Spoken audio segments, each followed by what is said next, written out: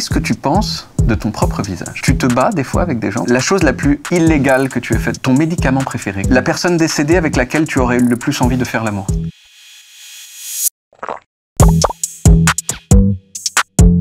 Bonjour et bienvenue dans Small Talk. Small Talk, c'est de l'anglais, ça veut dire petite conversation. En fait, on traduit généralement par parler de la pluie et du beau temps. Okay. J'invite des gens connus et on parle de tout sauf de ce pourquoi ces gens sont connus. Okay. Voilà.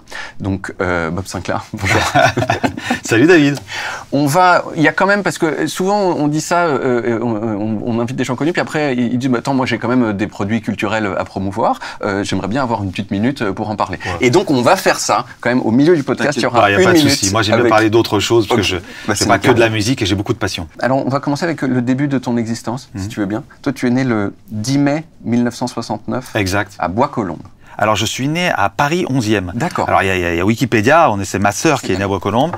Et je suis né clinique des Bleuets, oui, dans le 11e, avenue de la République. C'est très important parce que c'est mitoyen Marais. Oui. Et donc, je suis né dans le Marais. Moi, tu vois, je suis un enfant du Marais. Et c'est très important ce quartier parce que c'est une culture qui est arrivée aussi, donc la culture gay qui est arrivée, je dirais, au début des années 80 et qui, évidemment, a été l'influence de ma future carrière. Est-ce que tu peux nous parler de ton papa et de ta maman? Je crois qu'ils s'appellent Serge et Chantal, ouais, si je me souviens. Si je... Bon, sur mon père, j'ai pas grand-chose à dire. Ouais. Malheureusement, il n'y a pas beaucoup de papas qui ont gardé leurs couilles. Oui. Et mon père faisait partie de cela. Donc, je l'ai pas beaucoup vu dans ma vie. Oui.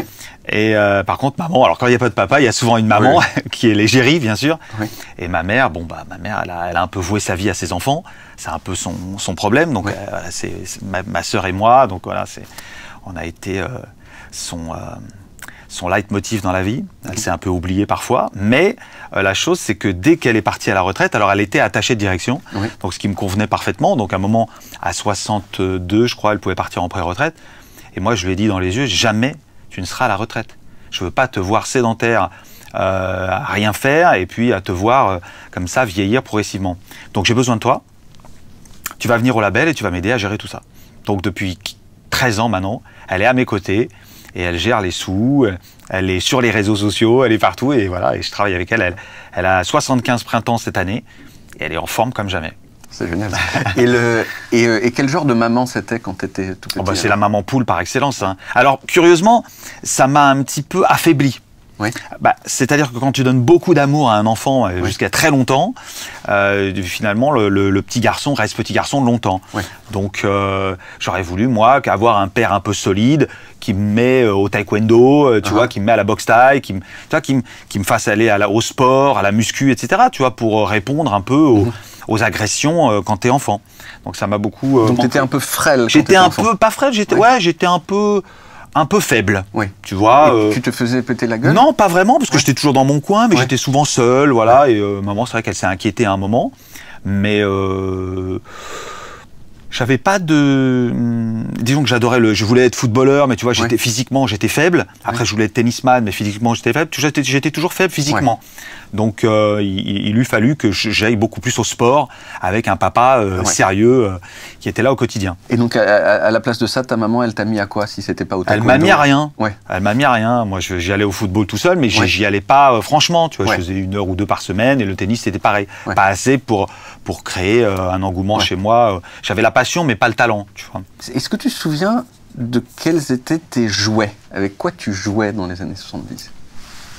Écoute, ce qui est assez drôle, c'est que mon grand-père aimait la photo, donc du côté de mon père, il aimait beaucoup la photo, donc j'ai des photos de moi petit, et il m'a dit, parce que j'ai une série de photos de moi à 18 mois, où je jouais avec une platine vinyle Fisher-Price en plastique, tu vois, et il m'a dit, toi, ce que t'aimais, c'était, tu t'aimais pas la musique, tu voulais juste poser les 45 tours sur la platine en plastique, et puis les enlever, les poser, les enlever, donc il me dit, tu pouvais passer comme ça 10-15 minutes à balancer les disques un peu partout, les 45 tours, puis à les mettre comme ça. Donc, ce qui est assez drôle, c'est que après, je me suis dit que sûrement le côté organique de la chose, tu vois, la matière, m'a plu. Peut-être la première fois que je suis rentré dans un club, et je me suis dit, qu'est-ce que c'est cette chose? Et ça m'a peut-être rappelé un jouet que j'avais dans mon enfance. Après, plus petit, c'était de notre époque, c'était les déguisements, tu vois, c'était Superman, Batman, les tentes d'Indiens.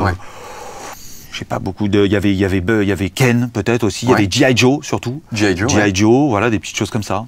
Mais si t'avais peut-être un peu moins de 10 ans au moment où Goldorak est arrivé, t'as dû être assez Goldorak. Récréa 2, à la télé, bien sûr.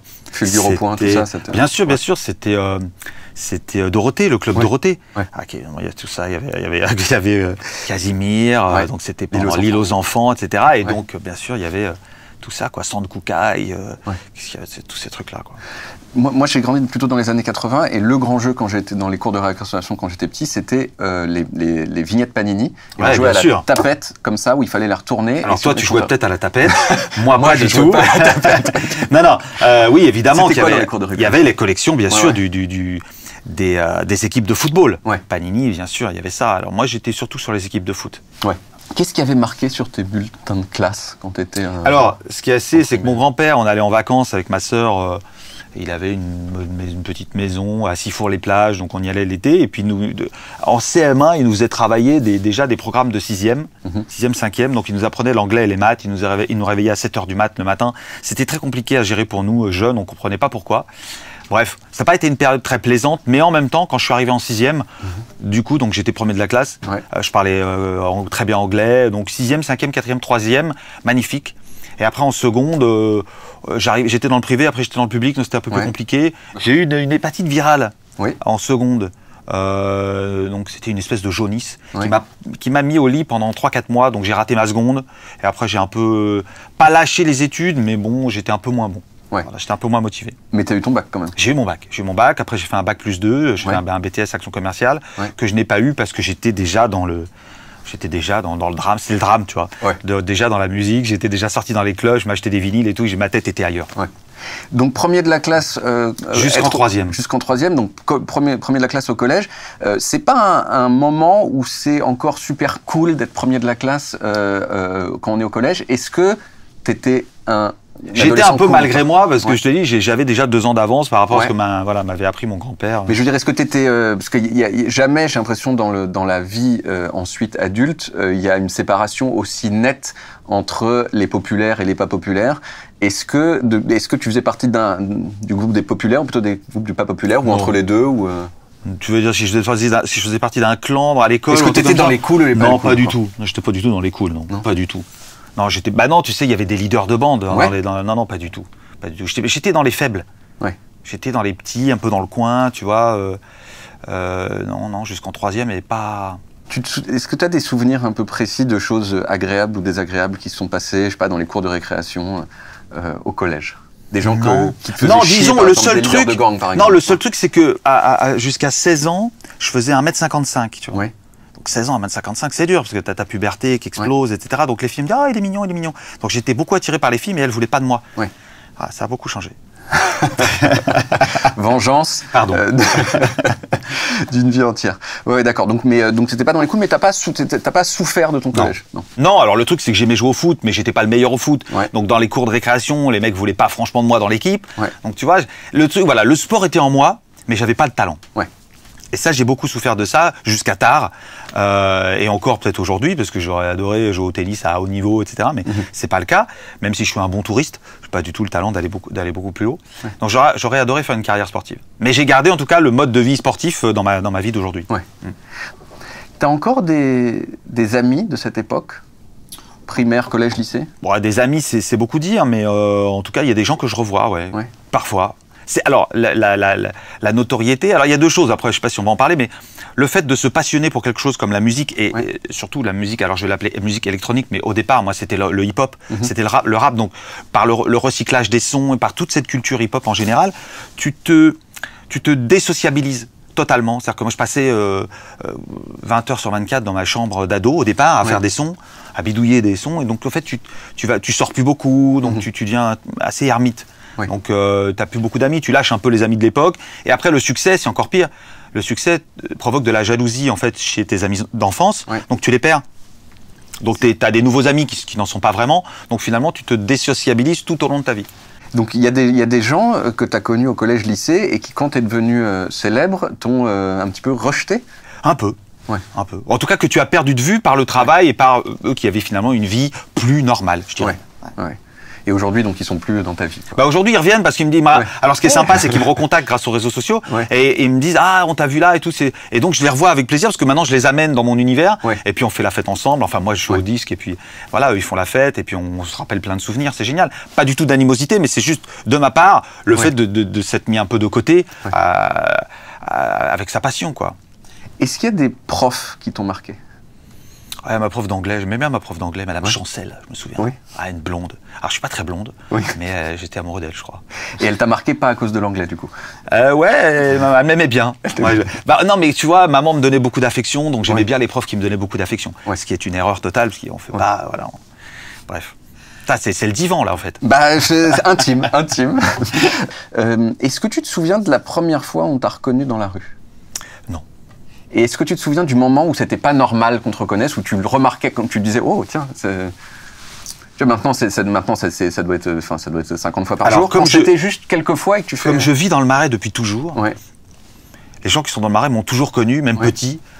Donc il y a encore des gens qui sont là, des commerçants. Donc je les vois depuis toujours. Donc quand ils me disent bonjour, ils me demandent pas une photo forcément, tu vois. Donc ça n'a pas franchement changé dans mon quartier. Mais je me rappelle pas de la première fois qu'on m'a demandé une photo, mais je pense que c'est la première fois, c'est surtout après Love Generation, tu vois, la Star Academy, tout ça, au moment où je suis passé à la télé beaucoup la première fois. Et c'est quelque chose qui t'a... C'était neutre, ça t'a plu, ça t'a déplu, le fait que... Non, ça m'a plu, non pas par le côté narcissique, mais plutôt par le côté, tiens, je suis reconnu après 10 ans de Yellow Production, de musique plutôt underground, je suis reconnu pour le travail que je fais, c'était plutôt agréable. T'as 2 enfants qui s'appellent, si je me trompe pas... Bien sûr, dans la wiki, ils sont bons là-dessus. Raphaël et Paloma. Raphaël et Paloma. C'est ça. Ils sont tous les 2 majeurs, je crois, ou presque. Alors, Paloma sera majeur au mois d'août. J'imagine que ton succès a dû rendre leur enfance un peu différente de ton enfance à toi. Comment est-ce que tu as géré déjà, ils ont un père, déjà. Ouais. Ça fait déjà la grosse différence. Ils ont un père qui est là au bon moment, qui n'est pas forcément présent tout le temps, parce que, évidemment, quand j'ai eu mes enfants en 2000 et en 2004, au moment où Love Generation arrive en 2005, donc t'imagines bien que là, c'est l'explosion totale. Il ne faut pas rater le coche. À un moment où il y a tellement d'échecs de gens qui ont de passion et qui n'y arrivent pas. Donc moi, j'ai fait le truc à 100%. Mais quand j'étais là, j'étais là. Tu vois, et je les ai toujours amenés dans ma passion, la musique, bien sûr, l'art, le sport. J'ai fait de la boxe avec mon fils, boxe taille, etc. Donc là, tout ce que j'ai rêvé de faire avec mon père, je l'ai fait avec lui. Et il a une pleine confiance aujourd'hui. Mes enfants, ils sont en pleine confiance. Et il n'y a pas ce risque peut-être où tu t'es dit que peut-être qu'ils allaient avoir une vie trop facile par rapport à celle que toi, tu avais eue enfant? Tant mieux. Mais j'ai jamais privilégié le fait qu'ils aient du succès. Moi, je dis toujours si tu as du succès, que tu gagnes de l'argent, que tu as du succès, je m'en fous. Ce que je veux, c'est que tu fasses ce qui te plaît. Et je te pousserai là-dedans. Je leur ai mis des cartes, je leur ai distribué un jeu de cartes depuis qu'ils ont 5 ans, et ils piochent une carte et je regarde ce qu'ils piochent. Et puis ensuite, voilà. Ce que je veux juste, c'est qu'ils finissent avec succès leurs études, c'est-à-dire le bac. Je pense que c'est pas le diplôme en lui-même qui vaut quelque chose, c'est juste de dire, quand tu auras fini ton épreuve, tu seras fier de l'avoir. Parce que tu auras souffert, parce que l'école, ça te fait souffrir. Parce que c'est une horreur. Ils apprennent la même chose que ce que moi j'apprenais il y a 50 ans et ce que mes parents apprenaient il y a aussi 50 ans, il y a 100 ans. On lit les mêmes bouquins, on fait les mêmes choses, c'est pathétique. Donc je souffre pour eux, mais je veux pas leur dire, allez, bien, on s'en fout de l'école. Et donc ton fils, il a eu son bac déjà? Mon fils, il a eu son bac. Il a eu son bac du premier coup. Tu vois, juste à 10,01, il a eu. Et je peux dire que au prorata du temps de travail, c'était pas celui qui travaillait le plus. Hein. Non, ça a été une souffrance. J'étais obligé de priver des choses, bien sûr, de retirer les téléphones, les ordinateurs. Mais bon, je souffrais plus que lui. Parce que être autoritaire, c'est difficile. On peut faire un petit intermède promo, peut-être, si tu as 1 minute pour nous parler de ton actualité. Mon actualité, l'actualité, qu'est-ce que c'est l'actualité? Parlons-en. Est-ce que c'est l'actualité, c'est aujourd'hui poster des choses sur les réseaux sociaux pour faire marrer les gens ou sortir de la musique? J'ai un premier single qui s'appelle Borderline, où j'ai rencontré une chanteuse d'origine marocaine, mais qui habite en Italie. Et j'ai un single qui s'appelle Still in Love, beaucoup plus house, beaucoup plus garage. J'ai un remix de Fisher, qui est un gros DJ qui explose en ce moment. J'ai un single qui arrive avec A-Track. Mais donc je recycle le catalogue, je remixe mon back catalogue et je sors des nouveaux titres constamment. Alors j'ai un dilemme en moi, tu vois, que je trouve en même temps pathétique, et en même temps assez drôle. C'est que moi je suis un enfant de Wayne's World, par exemple, le film, où les mecs squattent le garage de leurs parents et rêvent de créer une émission de télé sur le rock. Moi, je suis un des enfants du rock, un enfant des enfants du rock. C'est-à-dire que je suis né avec Philippe Manœuvre, avec Jean-Pierre Dionnet, avec Olivier Cachin, avec Antoine Decaune, donc ces mecs qui m'ont éveillé à la culture électro, mais funk, surtout funk, disco, hip-hop, etc. Donc j'ai toujours rêvé d'avoir mon émission de radio, mon émission de télé. Donc là, aujourd'hui, on peut l'avoir grâce aux réseaux sociaux, c'est extraordinaire. Ouais. Donc j'ai ça, ou en même temps, j'essaie de faire des trucs un peu drôles, parce qu'il y a aussi mon côté Popeye des bronzés, parce que quand je suis apparu sur le marché du DJ, ouais. J'étais pas le drogué, j'étais pas le techno, j'étais pas le mécheux, j'étais pas le... Donc on me fixait pas trop de... Toi, ouais. J'étais pas dans un gang. Ouais. Donc j'étais le minet Popeye qui fait de l'électro, tu vois. Ouais. Ça me desservait plus que ça me servait à la base. Donc aujourd'hui, il y a les réseaux sociaux. Okay, donc j'ai eu beaucoup de succès. Grâce à ça, je peux faire du contenu et ça, c'est assez génial parce que c'est ce qui crée des followers. Donc j'ai dû passer. Mais ce qui se passe aujourd'hui, donc évidemment, je sors des singles. Les gens consomment les singles sur les plateformes de streaming et ils le consomment en le scrollant carrément. Tu vois, donc 15 secondes, 20 secondes, 30 secondes. Si tu as de la chance, ils peuvent l'écouter. Donc comment tu vas le promouvoir aujourd'hui? Grâce à tes réseaux sociaux. Pour faire marcher tes réseaux sociaux, il faut que tu sois actif. Comment tu es actif? Donc tu vois. Mais je vois, tu postes. Ah beaucoup. Non, mais je poste. Mais j'arrive pas encore à me mettre complètement en Popeye. Oui. Tu vois, ou complètement en Sinclair, comme à l'époque où on faisait de la musique. Oui. Où on faisait de la musique pour faire de la musique qui intéressait des gens. Oui. Donc aujourd'hui, les gens s'intéressent plus à la façon dont je monte. Si je monte mon cul, par exemple, je le montre pas, mais tu vois ce que c'est une expression de le faire. Mais tu montes le jeu. Non, pas ton cul, peut-être, mais. Je suggère. Tu suggères. Je suggère habilement, mais. Donc Sinclair suggère. Je suggère habilement, mais. À quel moment on fait rêver les gens? À ce moment-là ou quand on fait de la musique?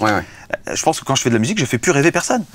Mais t'as fait un truc qui m'a fait beaucoup rire récemment, je sais pas si c'était récent, une vidéo sur ton Instagram où tu nettoies une moto et en fait ça fait une sorte de bruit de moto et en fait on dirait que c'est un bruit de moto, mais en fait, c'est une nana qui jouit. Bon, ça fait rire tout le monde, c'est drôle, et c'est assez pathétique parce que je suis obligé de faire ça pour vendre de la musique. Juste avant que les micros tournent tout à l'heure, on a parlé un peu de TikTok. Et t'as dit que tu mettais un petit peu du contenu sur TikTok. TikTok, c'est pas ma génération, c'est pas ma culture, c'est pas mon envie non plus. J'ai aimé Instagram, j'ai mis du temps à l'apprécier, mais j'aime Instagram parce qu'il y a un côté artistique. On peut faire des photos, et j'ai toujours aimé la photo. Tu vois, j'aime bien Guy Bourdin, Malik Sidibé, tu vois, évidemment Helmut Newton, tout ça. Donc j'ai quelques photos, je collectionne l'art en général, donc je m'intéresse beaucoup aux clichés. Donc ça m'a permis de mettre en avant, je dirais, un talent artistique qu'il faut créer sur Instagram avec des vidéos intéressantes. Mais TikTok, c'est plutôt le voyeurisme. Tu vois, les gens veulent rentrer dans ton intimité et je dirais, le plus vulgaire tu es, le plus intéressant c'est pour eux. Alors maintenant, on va prendre une direction complètement nouvelle, avec des questions différentes. Qu'est-ce que tu penses de ton propre visage? Écoute, il me plaît bien. Ouais. Je passe pas devant la glace tous les jours pour me dire, ah, t'as une nouvelle ride et tout. Mais ride, c'est un peu c'est les clubs. Alors là, tu vois, t'as un club, 2 clubs, 3 clubs. Non, écoute, ça va, ça va, je me plais bien. Tu as un corps mieux que des gens qui ont 30 ans de moins que toi aussi. D'où ça vient? Je pense que tu peux... après, on fait une culture beauté. Ça a toujours été très important pour moi d'être différent des autres. Donc, comme j'ai vu les gens fumer, boire très tôt, mon père était alcoolique. Donc, j'ai dit, c'est surtout pas là qu'il faut aller parce que c'est sale, c'est laid. Et ça fait pas rêver. Donc, j'ai pris le contre-pied de ça. Donc moi, en club, j'avais des amis, au bout d'1 heure ou 2, j'avais plus personne. Parce que tout le monde draguait, ou se droguait, ou j'en sais rien ce qu'il faisait, ou buvait de toute façon. Donc moi, j'allais derrière le DJ, parce que c'était ça qui m'attirait, puis je notais toute la soirée ce qu'il jouait. Donc c'était ça mon truc. Puis je récupérais toutes les filles, parce que les filles aiment pas les mecs bourrés. Donc évidemment, je draguais en fin de soirée.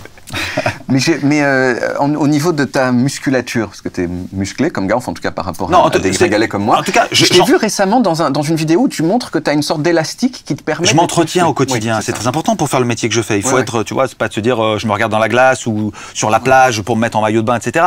C'est que je veux mourir en bonne santé. Tu vois ce que je veux dire? Je veux essayer de voir jusqu'où je peux aller. Voilà, pour que l'ensemble soit à peu près correct et me tienne debout et que je sois suffisamment, tu vois, en forme pour être devant un public et jouer dans les clubs. Mais l'élastique, oui, c'est parce que les gens s'imaginent qu'il faut aller à la muscu tous les jours, faire. Alors c'est des privations, hein, faut pas boire. Je pense que l'alcool et la nourriture, bien sûr, c'est les premiers poisons. Hein, on parle pas seulement de la drogue et de l'alcool en général, mais il faut bien manger et puis s'occuper de soi, quoi. T'en as parlé à l'instant, mais c'était une de mes questions. T'es quelqu'un, tu bois pas du tout ou tu bois du pas tout, du tout. Et donc, tu as quand même dû te retrouver 50 000 fois dans ta vie, puisque tu es quand même une personne de la nuit, devant des gens bourrés, en n'étant pas bourré, ce qui est une des choses les plus... Alors, il y a des gens qui boivent de l'alcool sans être bourrés. Hein. Oui. Il y a des gens qui apprécient le vin, etc. Oui. J'ai goûté plusieurs fois, bien sûr, pour essayer, pour justement me remettre dans une vie sociale. Moi, mon meilleur ami, un de mes meilleurs amis, lui, fait collection de vins, si tu veux. Donc, il m'invite à dîner avec des œnologues, tu vois, avec des gens spécialisés là-dessus, et ils parlent tout le dîner de ça. Donc ils m'ont fait goûter un vin de 1945 qu'ils ont ouvert. Alors curieusement, c'était assez doux, parce que l'alcool disparaît pour laisser place au sucre. C'est ce qu'ils m'ont dit. Hein. Je sais pas. Le mec, il s'y connaît aussi en vin, tu vois. Alors qu'il n'en achète pas. Mais bon, je m'intéresse à ça. Je vais pas non plus me rester ermite toute ma vie, tu vois. Donc je m'intéresse parce que les gens qui ont de la culture, ça m'intéresse. Donc évidemment, j'écoute ce qu'ils disent. Mais t'as pas des fois dans des, surtout dans le passé peut-être où t'étais un peu moins célèbre en tout cas, des gens qui viennent te voir en soirée. Mon père était comme ça. Ouais. Donc l'odeur de l'alcool. Si tu viens me parler avec l'odeur du champagne dans la bouche, je vais te dire il faut que tu t'en ailles tout de suite, tu vois. Tout de suite, vas-y. Fais-moi plaisir, va-t'en. Et il y en a plus beaucoup des gens qui boivent plus, qui boivent pas. Tu te bats des fois avec des gens? Jamais. Et est-ce que tu t'es battu déjà dans ta vie? Très rarement. Très rarement. C'est sale. Ouais. Si tu te bats, tu perds. Ouais. C'est là que t'as perdu le contrôle. C'est là que t'as plus rien à dire. Ouais. Donc pas de. Non. Puis j'ai pas la culture, j'ai pas le talent pour me battre, j'ai pas l'envie, tout ça. C'est pas intéressant. Est-ce que tu fais des rêves où tu veux te battre et bien sûr. T'as les bras en mousse? Tu fais les mêmes? Mais oui. Ah non, mais évidemment. Non, mais c'est horrible. Non mais c'est vrai, je tue des gens et j'arrive pas à les tuer. Je les poireaude comme ça, je les pas. C'est terrible. Je pense qu'il y a vraiment deux types de gens, parce qu'il y a des gens qui disent ouais moi je fais des rêves et je pète la gueule aux gens et ils saignent de partout, et moi pas comme toi. Genre... Non mais on peut faire des trucs un peu tordus aussi. Ouais, je fais l'amour avec des filles sublimes que je ne connais pas et je ne jouis pas. Je n'arrive pas à jouir. Au moment où il faut jouir, je me réveille. Je dis putain merde, même ça m'abandonne. Alors que dans la vraie vie. Ah bah là, je jouis. Pas de problème, beaucoup de jouissance.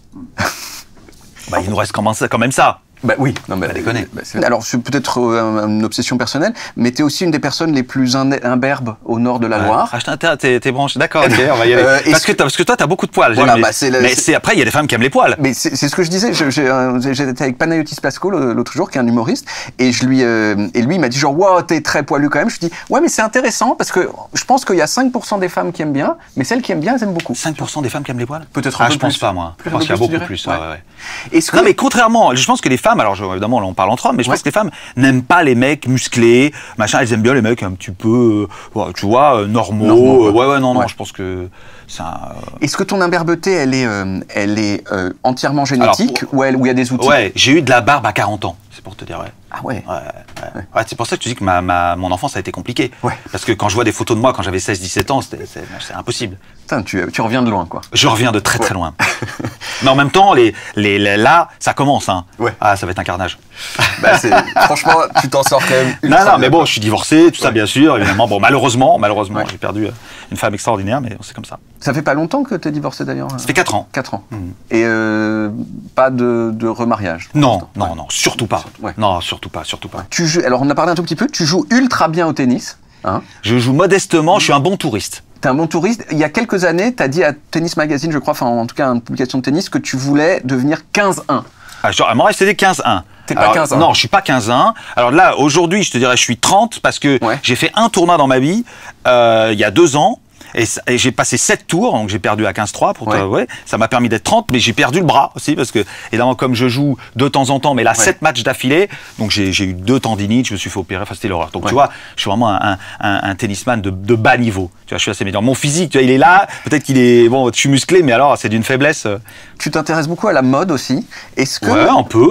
Est-ce que la mode, c'est superficiel ou c'est profond? Non, c'est profond. Non, c'est profond. Il y a la mode, la musique, ça va ensemble, bien sûr.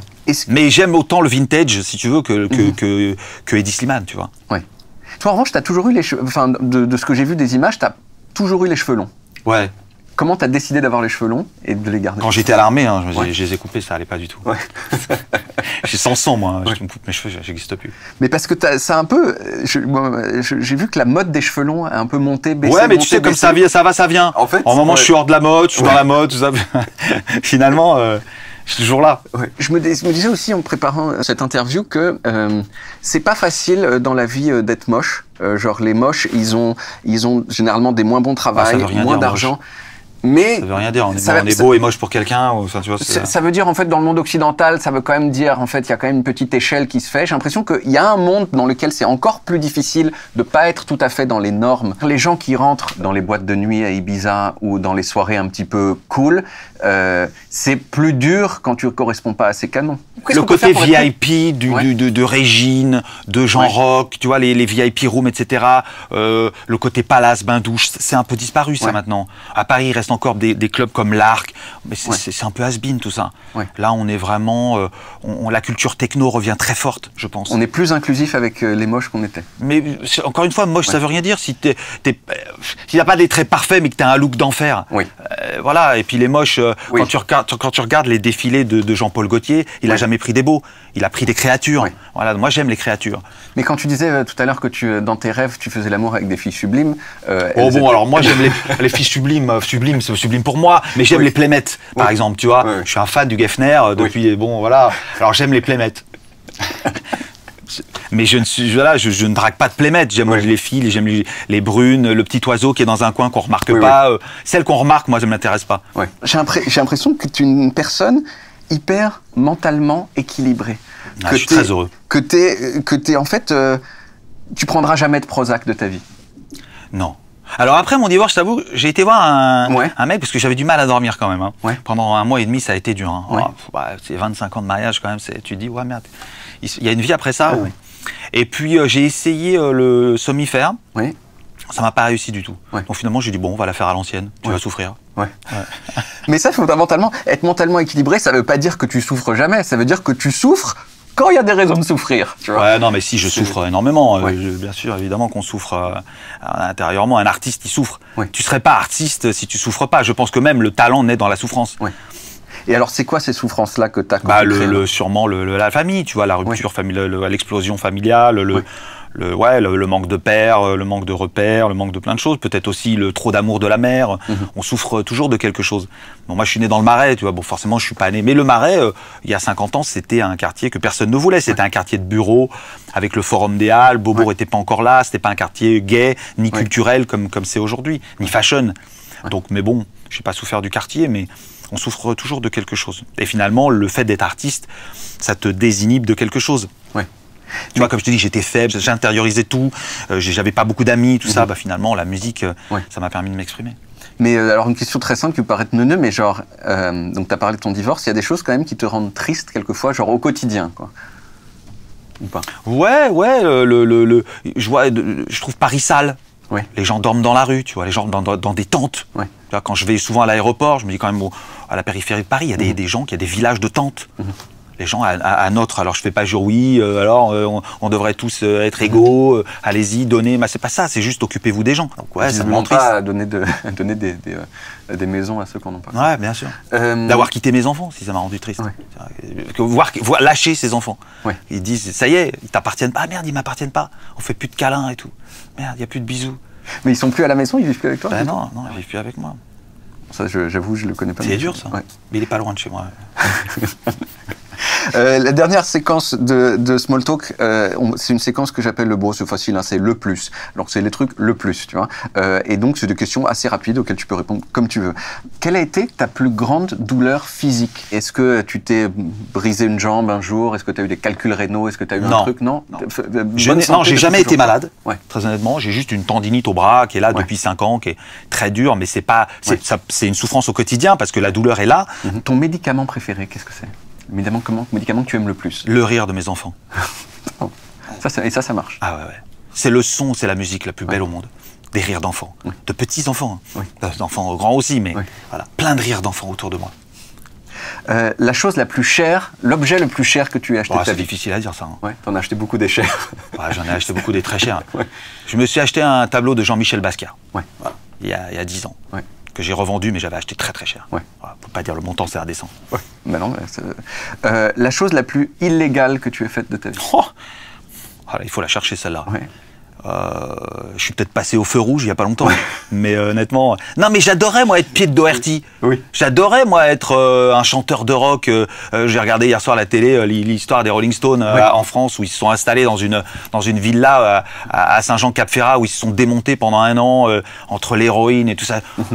Mes idoles, elles étaient sous amphétamine. Ouais. James Brown, toute la culture black, la blaxploitation et tout, c'était tous piqués. Alors je me dis, pour avoir du talent, c'est peut-être ça. Ouais. Pour avoir une illumination. Et t'as même pas essayé? Jamais. Rien. C'est fou.